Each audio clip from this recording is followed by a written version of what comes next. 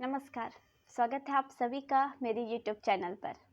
इससे पहले हम भाषा के उत्पत्ति के प्रमुख सिद्धांतों की बात कर चुके हैं। हमने बहुत सारे सिद्धांतों का अध्ययन भी कर लिया है और आज भाषा सिद्धांत पर ये मेरा लास्ट वीडियो है।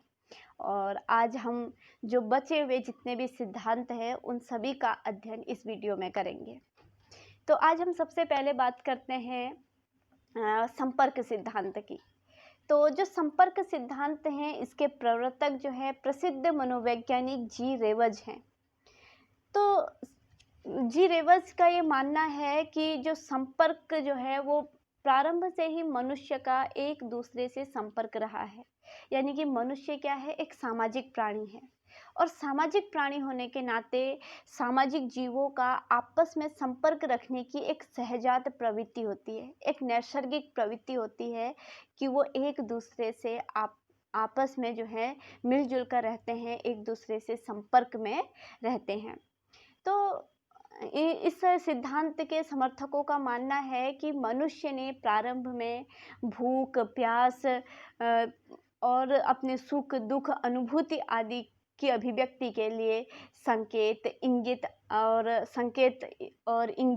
संकेतों का या फिर बॉडी लैंग्वेज का, जिसे हम आजकल कहते हैं, या फिर स्पर्श आदि का प्रयोग किया होगा और धीरे धीरे जो है इसी से क्या हुआ होगा, भाषा का विकास हुआ होगा।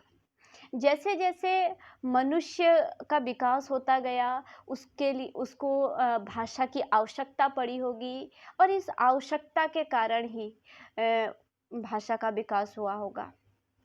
और मनुष्यों ने इंगित और संकेत और स्पर्श आदि के माध्यम से जब वो अपने भाव को दूसरों तक पहुंचाने में जब उसे मुश्किल हुई होगी, जब उसे अस्पष्टता अनुभव हुई होगी, तो उसे एक स्पष्ट भाषा की ज़रूरत पड़ी होगी। तो इसी से क्या हुआ होगा कि भाषा का विकास हुआ होगा। इस संपर्क के माध्यम से धीरे धीरे ध्वनि का विकास हुआ होगा और उसके बाद ही इस ध्वनि से फिर क्या है, एक सार्थक भाषा का विकास हुआ होगा। तो इस प्रकार जो संपर्क सिद्धांत को मानने वाले हैं उनका मानना यह है कि संपर्क से ही भाषा का विकास हुआ होगा। संपर्क से फिर भाषा की आवश्यकता पड़ी होगी। जब भाषा की आवश्यकता पड़ी होगी तो फिर मनुष्य ने आपसी संपर्क से कुछ ध्वनियों का विकास हुआ होगा और उन ध्वनियों से बाद में फिर भाषा का निर्माण हुआ होगा। तो ये तो है संपर्क सिद्धांत। लेकिन जो दूसरा सिद्धांत है हमारा वो है संगीत सिद्धांत। तो संगीत सिद्धांत को जो मानने वाले विद्वान हैं वो हैं डार्विन है, स्पेंसर, येसपर्सन आदि विद्वान जो हैं ये संगीत सिद्धांत को अंशतः मानते हैं। इनका मानना है कि जो भाषा की उत्पत्ति है वो संगीत से हुई है। यानी कि इन विद्वानों का मानना है कि मनुष्य जो था वो एक भाव प्रधान प्राणी था और वो अपनी भावुकता में या खाली समय में कुछ ना कुछ गुनगुनाता रहा होगा और प्रारंभ में उसके इस गुनगुनाने से कुछ निरर्थक ध्वनियाँ उत्पन्न हुई होंगी और बाद में इन्हीं निरर्थक ध्वनियाँ से क्या है, सार्थक ध्वनियों का विकास हुआ होगा।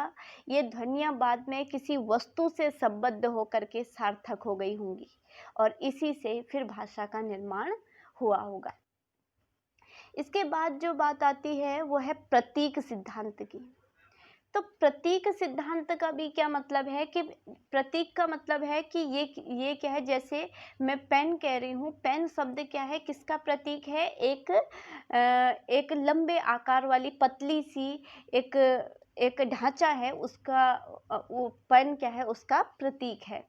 तो इस सिद्धांत वालों का मानना है कि संयोग या किसी अन्य कारण से किसी शब्द का किसी अर्थ से संबंध स्थापित हो गया होगा और इस संबंध स्थापित हो जाने के बाद ही वो शब्द जो है उस अर्थ का प्रतीक बन गया होगा। यानी कि जब हम उस शब्द को बोल रहे हैं तो मनुष्यों के मन में एक संरचना उत्पन्न हुई होगी और उसी से फिर भाषा की उत्पत्ति हुई होगी।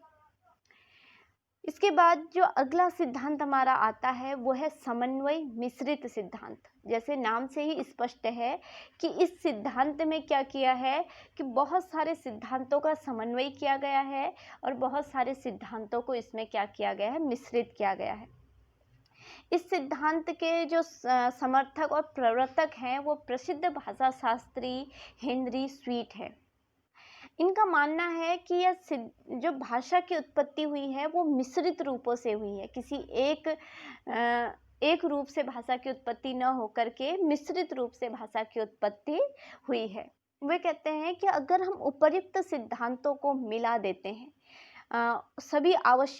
इन सिद्धांतों के सभी आवश्यक तत्वों को मिला देते हैं तो एक भाषा की उत्पत्ति मानी जा सकती है, एक भाषा की उत्पत्ति हो सकती है। इसके अतिरिक्त ये कहते हैं कि जो भाषा जो थी आरंभ में इसके जो शब्द निर्माण हुए वो 3 प्रकार से हुए, अनुकरणात्मक, मनोभावाभिव्यंजक और प्रतीकात्मक। अनुकरणात्मक यानी कि हमने अनुकरण सिद्धांत में बहुत अच्छे से पढ़ा था कि अनुकरण के माध्यम से जो है शब्दों का निर्माण हुआ।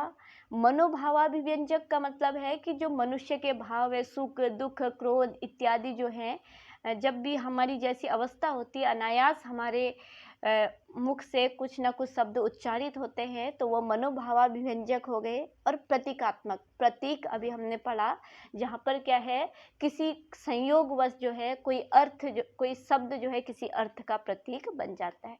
तो इन 3 प्रकारों से भाषा की उत्पत्ति हुई होगी। यह सिद्धांत जो है सामान्यतः निर्विरोध रूप से स्वीकार भी किया गया। अब जो भाषा विज्ञान का अंतिम सिद्धांत है वो है प्रतिभा सिद्धांत। और प्रतिभा जो सिद्धांत है इस सिद्धांत के प्रवर्तक आचार्य भर्तृहरि हैं। इन्होंने वाक्यपदीय में प्रतिभा को विश्व की आत्मा माना है। ये कहते हैं किसी भी वस्तु, ध्वनि, गुण अथवा का जो निर्णय होता है वो प्रतिभा के माध्यम से होता है। भट्टद्वैत का नाम आपने सुना होगा। भट्टद्वैत ने भी प्रतिभा का लक्षण दिया है, प्रज्ञा नवनवेशालिनी प्रतिभा मतः, यानी कि नए नए विचारों का उन्मेष को प्रतिभा कहते हैं। तो जो प्रतिभा मत के समर्थक हैं, प्रतिभा सिद्धांत के जो समर्थक हैं, उनका मानना यह है कि किसी भी भाषा जैसी जो अमूल्य वस्तु है, इस अमूल्य निधि जो है भाषा जैसी, इसका जो उत्पत्ति है वह प्रतिभा से ही हुई होगी। यानी कि प्रतिभा से ही भाषा जैसी अमूल्य निधि की उत्पत्ति हुई होगी। इस प्रकार हमने भाषा की उत्पत्ति को लेकर, भाषा के संबंध में बहुत सारे सिद्धांतों को हमने पढ़ा, बहुत सारे सिद्धांतों का हमने अध्ययन किया। और निश्चित तौर पर ही इन सभी सिद्धांतों में से कुछ ना कुछ शब्दों का निर्माण हुआ होगा और तभी जो है एक भाषा की उत्पत्ति हुई होगी। तो आज हमारा भाषा की उत्पत्ति सिद्धांत से संबंधित जो अध्ययन है वो आज यहीं पर ख़त्म हो जाता है। और अब हम इसके आगे जो है हम पढ़ेंगे भाषा और भाषा विज्ञान, और भाषा विज्ञान किसे कहते हैं या फिर भाषा विज्ञान के अंतर्गत हम किन किन भाषाओं का अध्ययन करते हैं, ये सब हम अगले वीडियोस में पढ़ेंगे। तो आज के लिए इतना ही। आप सभी का बहुत बहुत धन्यवाद।